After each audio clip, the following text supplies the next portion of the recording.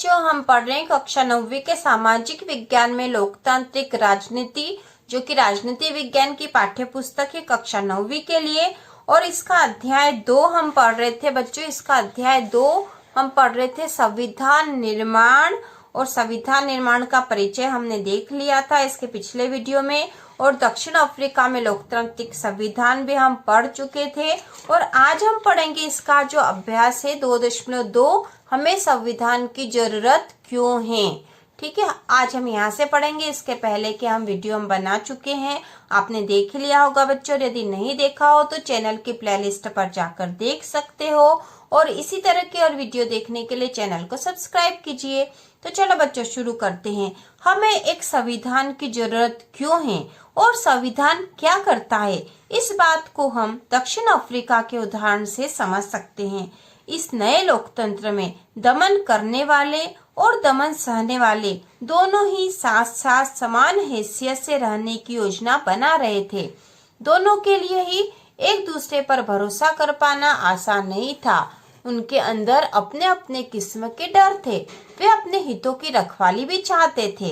बहुसंख्यक अश्वेत इस बात पर चौकस थे कि लोकतंत्र में बहुमत के शासन वाले मूल सिद्धांत से कोई समझौता न हो, क्योंकि हमने इसके पहले पढ़ा था कि दक्षिण अफ्रीका में जो है अश्वेतों के साथ अच्छा व्यवहार नहीं हो रहा था। फिर वहां पर एक आंदोलन हुआ था और उसके बाद लोकतांत्रिक संविधान का निर्माण हो गया था। तो वहां पर जो है दोनों ही प्रकार के लोग, श्वेत और अश्वेत, साथ मिलकर रह रहे थे और सभी अपने अपने हितों के लिए चौकस थे, सचेत थे कि उनके साथ कोई अन्याय न हो जाए। बहुसंख्यक अश्वेत इस बात पर चौकस थे कि लोकतंत्र में बहुमत के शासन वाले मूल सिद्धांत से कोई समझौता न हो।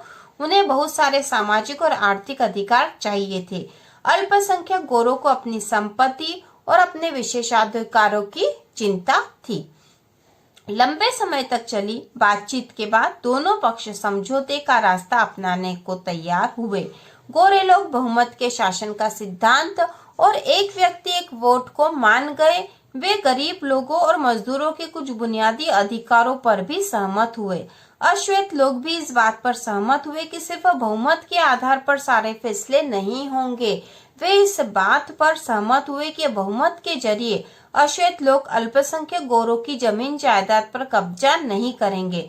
यह समझौता आसान नहीं था। इस समझौते को लागू करना और भी कठिन था। इसे लागू करने के लिए पहली जरूरत थी कि वे एक दूसरे पर भरोसा करें, और अगर वे एक दूसरे पर भरोसा कर भी ले तो क्या गारंटी है कि भविष्य में इसे तोड़ा नहीं जाएगा। ठीक है, मतलब यदि एक दूसरे पर भरोसा हो भी जाए उनको, तो इस बात की क्या गारंटी थी कि आने वाले समय में उस भरोसे को नहीं तोड़ा जाएगा।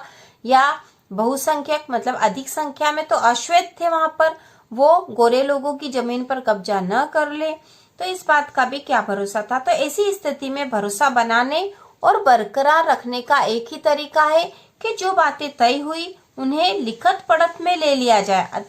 इसका मतलब है उन्हें लिख पढ़ लिया जाए, लिख लिया जाए उन्हें, जिससे सभी लोगों पर उन्हें मानने की बाध्यता रहे। तो इस प्रकार से वहां पर संविधान का निर्माण हुआ था।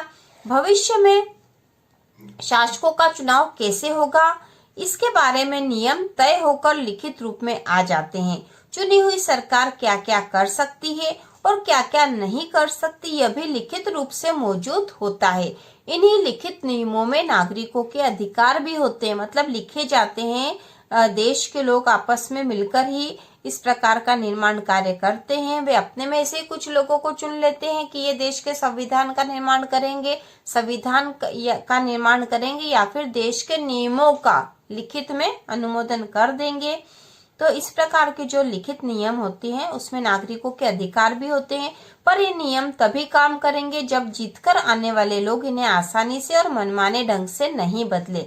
मतलब जो सरकार चुनाव करके आएगी, जीत कर आएगी, वो उसे बदल नहीं सके। दक्षिण अफ्रीकी लोगों ने इन्हीं चीजों का इंतजाम किया। वे कुछ बुनियादी नियमों पर सहमत हुए। वे इस बात पर भी सहमत हुए कि ये नियम सबसे ऊपर होंगे और कोई भी सरकार इनकी उपेक्षा नहीं कर सकती। इन्हीं बुनियादी नियमों के लिखित रूप को संविधान कहते हैं ना बच्चों। संविधान किसे कहते हैं? तो ऐसे नियम जो लिख लिए गए हैं देश के लिए, है ना, देश के लिए लिखे हुए जो नियम है, जिसके अनुसार देश की सरकार किस प्रकार चलेगी, देश के नागरिकों के मूल अधिकार क्या होंगे, देश में कौन कौन से नियमों का पालन किया जाएगा, ये सारे जो नियम लिखित रूप में होते हैं उन्हें संविधान कहते हैं। संविधान रचना सिर्फ दक्षिण अफ्रीका की ही खासियत नहीं है। हर देश में अलग अलग समूहों के लोग रहते हैं। संभव है कि उनके रिश्ते दक्षिण अफ्रीका के गोरे और कालो जितने कटुतापूर्ण नहीं हो, पर दुनिया भर के में लोगों के बीच विचारों और हितों में फर्क रहता है। ठीक है, पर दुनिया भर में लोगों के बीच विचारों और हितों में फर्क रहता है। लोकतांत्रिक शासन प्रणाली हो या न हो, पर दुनिया के सभी देशों को ऐसे बुनियादी नियमों की जरूरत होती है। यह बात सिर्फ सरकारों पर ही लागू नहीं होती, हर संगठन के कायदे कानून होते हैं, है ना। हर संगठन के कुछ नियम होते हैं, यदि नियम नहीं होंगे तो संगठन अच्छे से चल ही नहीं पाएगा। हर संगठन के कायदे कानून होते हैं, संविधान होता है। इस तरह आपके इलाके का कोई क्लब हो या सहकारी संगठन या फिर राजनीतिक दल, सभी को एक संविधान की जरूरत होती है। ठीक है, तो संविधान मतलब निश्चित नियम नहीं होंगे तो संस्था को चलाना बहुत मुश्किल कार्य हो जाएगा। आगे लिखा बच्चों, संविधान लिखित नियमों की ऐसी किताब है जिसे किसी देश में रहने वाले सभी लोग सामूहिक रूप से मानते हैं। संविधान सर्वोच्च कानून है जिससे किसी क्षेत्र में रहने वाले लोगों, जिन्हें नागरिक कहा जाता है, के बीच के आपसी संबंध तय होने के साथ साथ लोगों और सरकार के बीच के संबंध भी तय होते हैं। संविधान अनेक काम करता है जिनमें यह प्रमुख है। पहला, यह साथ रह रहे विभिन्न तरह के लोगों के बीच जरूरी भरोसा और सहयोग विकसित करता है। ठीक है, भरोसा और सहयोग साथ में रह रहे लोगों के बीच। दूसरा, ये स्पष्ट करता है कि सरकार का गठन कैसे होगा और किसे फैसले लेने का अधिकार होगा। मतलब संविधान में यह भी निश्चित रहता है कि सरकार का गठन किन नियमों के अंतर्गत होना है और किस प्रकार से फैसले लिए जाएंगे। तीसरा, यह सरकार के अधिकारों की सीमा तय करता और हमें बताता है कि नागरिकों के क्या अधिकार। और चौथा, यह अच्छे समाज के संगठन के लिए लोगों की आकांक्षाओं को व्यक्त करता है। ठीक है, जिन देशों में संविधान है वे सभी लोकतांत्रिक शासन वाले हो यह जरूरी नहीं है, लेकिन जिन देशों में लोकतांत्रिक शासन है वहाँ संविधान होना जरूरी। मतलब हर लोकतांत्रिक शासन व्यवस्था वाले देश में तो संविधान होता ही है। ब्रिटेन के खिलाफ आजादी की लड़ाई के बाद अमेरिकी लोगों ने अपने लिए संविधान का निर्माण किया। फ्रांसीसी क्रांति के बाद फ्रांसीसी लोगों ने एक लोकतांत्रिक संविधान को मान्यता दी।